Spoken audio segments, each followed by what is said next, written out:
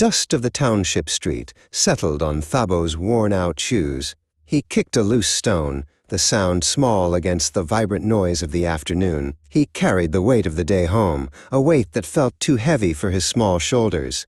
His mother, Ayanda, would be waiting, her smile a small light in their quiet home, a home that always felt one person too empty. His schoolbooks lay open on the small kitchen table, the words swimming in front of his eyes. Every problem felt like a mountain he couldn't climb. He remembered his father's patient hands showing him how to hold a pencil, a memory that now brought a sharp ache to his chest. He closed the book with a sigh, the silence in the room louder than any shout. "You have a clever mind and a kind heart, my Thabo," Ayanda said, placing a warm plate of food before him. "Your father saw it, and I see it every day. The path is not always easy, but you have the strength to walk it. You must believe." Her faith in him was a shield against his own growing doubt. One afternoon, feeling lost, Thabo wandered further than usual. He passed the familiar sights and sounds, but his heart felt heavy. He saw other boys playing, their fathers lifting them high into the air. He turned down a quiet, dusty alley, wanting to be somewhere no one could see the sadness in his eyes. In the alley, he found a man with silver in his hair and kindness in his eyes, sitting on a crate and carving a piece of wood. The man's hands, though old, moved with a purpose and skill that made Thabo stop and stare. He was turning a simple block into a soaring bird.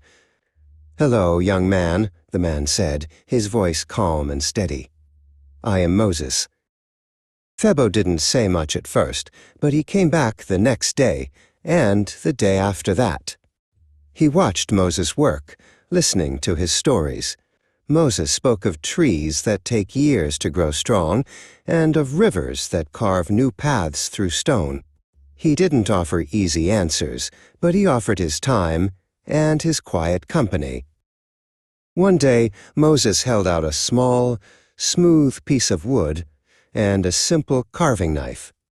"The hands must learn what the heart already knows," he said. "It knows how to build. It knows how to create." Thabo took the tools, his hands trembling slightly. For the first time, he felt a flicker of something new, not despair, but possibility.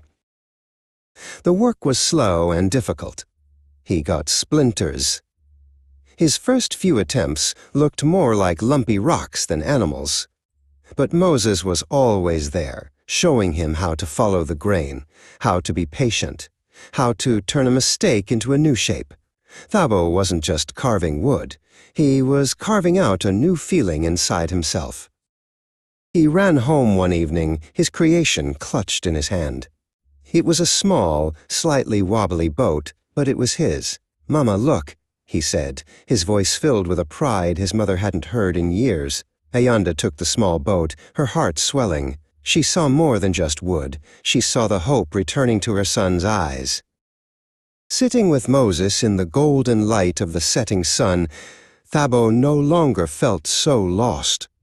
The township around him was the same, the hardships were still real, but something inside him had changed. He had a mentor. He had a skill. He didn't know what the future held, but he knew he had the tools to start building it. And that was enough.